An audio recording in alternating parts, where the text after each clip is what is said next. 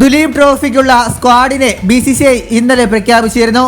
മലയാളി താരം സഞ്ജു സാംസൺ ടീമിൽ ഇടം നേടുമെന്ന് പ്രതീക്ഷിച്ചിരുന്നെങ്കിലും സഞ്ജു ടീമിൽ ഉൾപ്പെട്ടില്ല.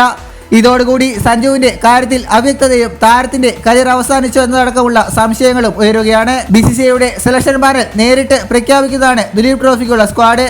ബംഗ്ലാദേശിനെതിരെയുള്ള ടെസ്റ്റ് സ്ക്വാഡിലേതടക്കം ഭാവി ഇന്ത്യൻ ടീമിലേക്കുള്ള നിർണായകമായ സെലക്ഷൻ ദുലീപ് ട്രോഫിയിൽ ഉണ്ടാകുമെന്ന് BCCI സൂചന നൽകിയിരുന്നു. എന്നാൽ പ്രഖ്യാപിച്ച 4 സ്ക്വാഡിലും സഞ്ജു ഉൾപ്പെട്ടില്ല. കേരള ക്രിക്കറ്റ് ലീഗ് കളിക്കാതിരുന്ന സഞ്ജു ദുലീപ് ട്രോഫിയിൽ കളിക്കുമെന്നാണ് പലരും കരുതിയിരുന്നത്. എന്നാൽ സഞ്ജു ദുലീപ് ട്രോഫിയിലും ഇല്ലാത്ത സാഹചര്യത്തിൽ ഇക്കാര്യത്തിൽ ഒരു അപ്ഡേറ്റ് നൽകിയിരിക്കുകയാണ് ദേശീയ മാധ്യമമായ ദി ഹിന്ദുവിന്റെ സ്പോർട്സ് ജേർണലിസ്റ്റ് അമോൽ കർഹാഡ്കർ. അദ്ദേഹത്തിന്റെ റിപ്പോർട്ട് പ്രകാരം ദുലീപ് ട്രോഫിയുടെ ആദ്യ റൗണ്ടിന് ശേഷം സ്ക്വാഡിൽ മാറ്റം വരുത്തുമെന്നാണ്.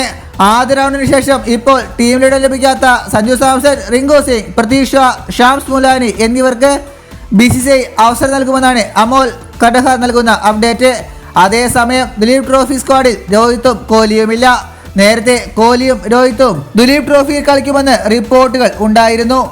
ഇതുപോലുള്ള പുതിയ വാർത്തകൾക്കായി ചാനൽ ഇപ്പോൾ തന്നെ മറക്കാതെ സബ്സ്ക്രൈബ് ചെയ്ത് വയ്ക്കുക.